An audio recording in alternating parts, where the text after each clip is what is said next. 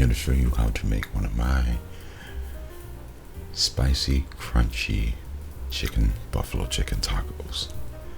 And to start, I'm just boiling a little bit of chicken, and I'm about to begin mixing spices. I wanted the chicken to cook down a little bit before I began.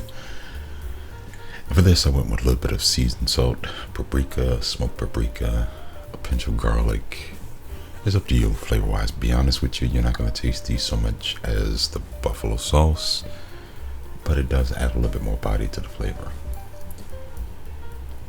And I know it's been a while, but I've been dealing with things in life, so I took a break from making videos, and y'all have to forgive me for that. I know I should have been faithful to the people who still watch my videos, and I thank you, and the people who still laugh at me, and I thank you. I just took some time to get away from things after the loss of people I loved. That's the only way to say it. But here you can see me not only mixing in the seasonings, but missing it a little bit and get a little bit on the side, which I wasn't able to see.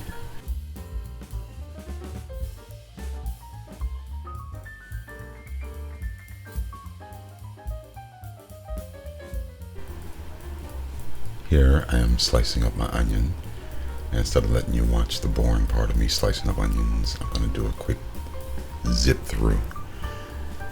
You don't have to cut the onions incredibly small. You just got to get them bite-sized, let's call it like that.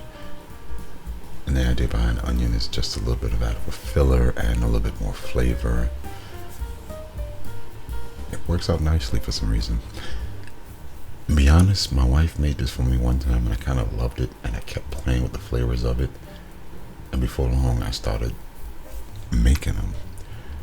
Here I'm placing in the onions into the mix, letting all the flavors get to know each other. Putting the top back on it, let it cook down for another good 10 to 15 minutes because you want the onions tender, just not mush. And there's a side view from the seasoning of the onions. It's not a hard make, to be honest with you. You can make this as a family dinner in a few minutes at home. Here I'm draining out most of the moisture, not all of it, but most of it, because I'm about to add in the buffalo sauce, and you don't want it to be watery, let's just say it like that, especially if you're going to put it on the tortillas. I could have went with corn tortillas, but I couldn't find any that were soft so I can actually fold them the way I wanted to. So instead I went with flour tortilla, which is about the same, really isn't. Here I'm mixing in a little bit of buffalo sauce, a lot of buffalo sauce, giving it a good stir, letting them get to know each other. And at this point is your option. Me, for the video, I only cooked it for an extra 10-15 minutes. If you want to, you can steam down a lot of the moisture out of the buffalo sauce and the chicken till it thickens up. But if it gets thicker, it's going to become concentrated, so it'll be a lot more spicier. And to be honest with you, I wasn't going for that for the video. You can see the beautiful deep red from the chicken and the buffalo sauce. Cover, let it cook for a few minutes, reduce down, and I'm going to start on the tortilla shells.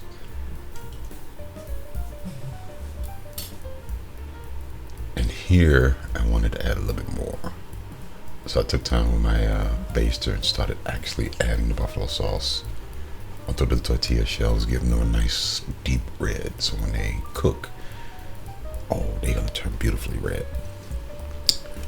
And you can do one side or you can do both sides. Honestly, I did both sides on these. It's not unnecessary, it was just fun. Here I'm putting a mound of sharp cheddar cheese, Monterey Jack, I can't think of the other one. A mixture of cheese is all up on you. I mean, this is all up to your own interpretations. Just don't put as much cheese as I did, because I know I put way too much on it. I'm pretty sure my colon is fighting now, trying to deal with how much cheese I left on it. Next step is to get your buffalo chicken, and you want to drain it. You don't want too much of the liquid all over the tortilla, because then it's going to turn into pure mush. So I use a strainer, scoop it out, I let it drip for a while, try to get as much moisture as possible out of it. Then you lay it on the tortilla.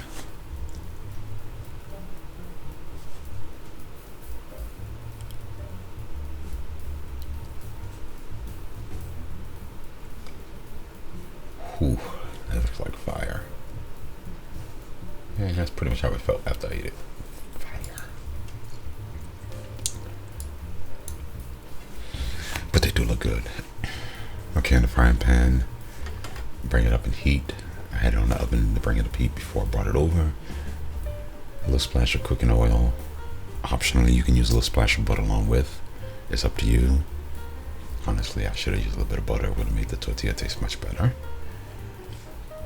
Then comes the folding process. And I'm not going to deny that was one of my biggest mistakes. You never want to press and push them. The more I pushed, the more all of the center went out to the edges. And when I start cooking, it's going to further fall out to the edges. And I know better than that. But I was doing a quick video to get back into the game. So there's number one, start to fry up. Grabbing number two, chock full of cheese and meat and onions. And if you want to, you can add anything you like into this mix. If you want to cut a little bit of jalapenos or any of that good stuff, green pepper, whatever you feel, it's all in your preference. As long as it mixes with your flavors and buffalo chicken. And here I'm about to turn them, but I did notice one thing, and this is one of the problems letting it all. They stuck together. The cheese came gooey out, and instead of two tacos, I had one big taco forming because the cheese wouldn't let go. But you can see the dark brown caramelizing. The sucker was too big to try to grab easily. Poof. Beautiful brown, nice and crisp. But one thing I can tell you, if you want to make these, don't make them with the large tortillas. Get the little small ones and put a little bit in, and don't press them. If anything, yeah, it's just hard to explain. Go with something smaller. And here I am going to pull them out, and you're going to see what happens when you press all of that goodness to the edges. Drip. Drip. Here comes the second one. You can see I got a mound of chicken over and cheese off to the side. I can't get both sides of this one. Grab them with both and splooge. I lose a whole lot of chicken. I ate that chicken. The chicken tasted good, but it would have been better in the crunch, in the tortilla. And now comes the big fat boy cheese eating contest. And I know I put way too much cheese into this, but I wanted to get that nice little cheese pull that, yeah, there it is. Hot, burning my tongue. Spicy, burning my tongue. Fresh out the frying pan, burning my tongue. But it tastes good. You get gooey, you get the tart from the cheese, the vinegary from the buffalo sauce, the crunchy tortilla. It's just a mix of melodies. Then I went ahead and grabbed a little bit of, I think that was blue cheese. Maybe it was blue cheese. To show that you can just have a little bit of blue cheese dip. But definitely, if you're going to make this, don't do it in the big tortillas. Make them small. It'll probably go a lot better. And I just want to say thank you for whoever watched my video. I'm going to make more videos. It feels good to be back. And I'm sorry that I made you wait so long. And thank you.